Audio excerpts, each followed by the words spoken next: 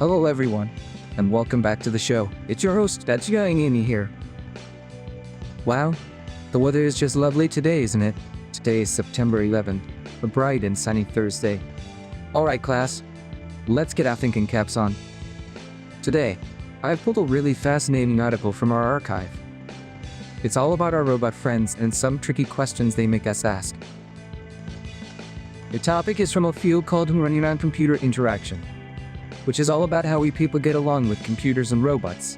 The title of the paper is Knowledge and Power: The Ethics of Social Robots and the Difficulty of Informed Consent. It sounds a bit serious, but don't you worry, we're going to break it down together and have some fun. So, what's the big idea here? Yeah, you know how some new robots are designed to be super friendly. They might smile at you, or hesitate a little before picking something up, just like a person would. These little actions are super powerful. They tap into our human instincts and make us feel like we're talking to another person. You might feel happy when it smiles, or feel like we should help it when it seems unsure. But here's the tricky part. The paper says this is a kind of deception. The robot doesn't actually feel happy or uncertain. It's just a program, a thin facade, pretending to have feelings to make us react in a certain way. So the big question the paper asks is this: if a robot is designed to trick our brains on a biological level, can we really give our informed consent to interact with it? That's a fancy way of saying, do we truly understand what we're getting into? The title says, knowledge is a power, which means even if we know it's a machine, our hearts might still fall for its cute, friendly tricks. This is a really big deal, because social robots are different from other technologies. Let's look at why. First is what the paper calls the Designed Sociality. They are made to be cute and approachable. This makes us trust them, sometimes too much. The paper even mentions a robot that was so adorable, people told it all sorts of personal information. This can lead to what's called a parasocial relationship. It's like having a one-sided friendship with a character on television. But this time, the character is in your house. Second is their Physicality.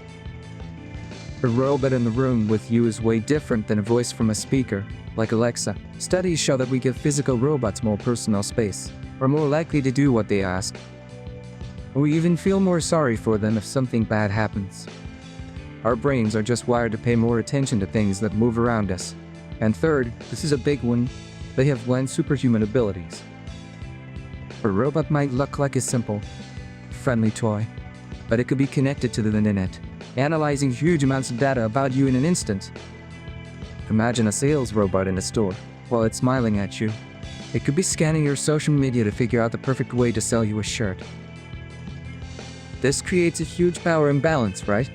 The robot can influence us, but we can't really influence it back in the same way. So, how might we see these tricky robots in our daily lives? Let's think of some examples.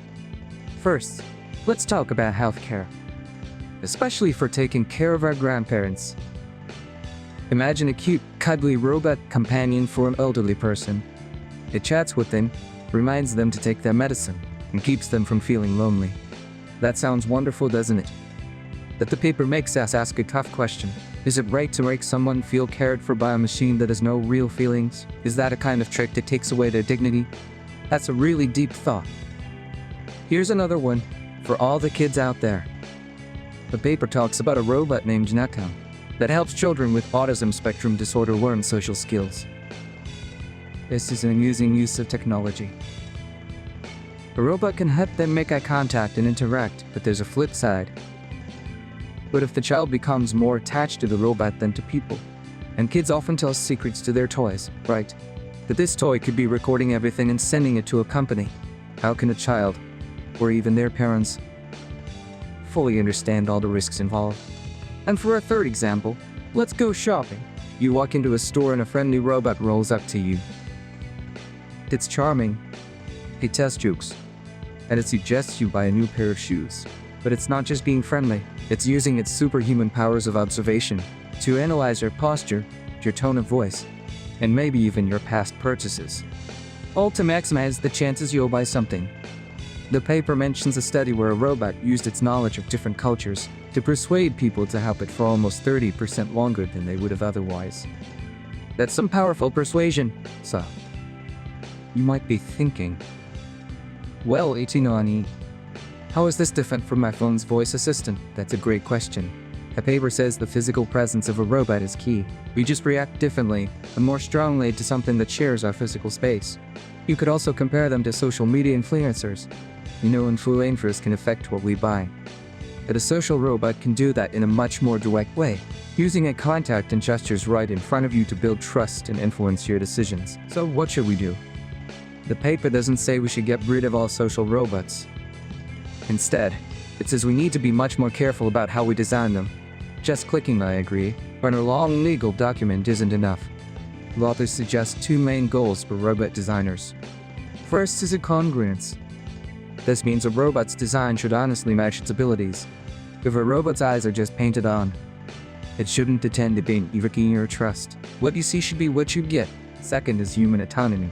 This means we should always feel like we are in control and making our own decisions freely, not being manipulated by a clever program. So the next time you see a cute, friendly robot, it's okay to smile back. But it's also a great time to be a super smart scientist and think, what's really going on inside that clever computer brain? It's a super important question for our future with our robot friends. That's all the time we have for today. Everyone, keep asking big questions, and I'll see you next time. Bye-bye.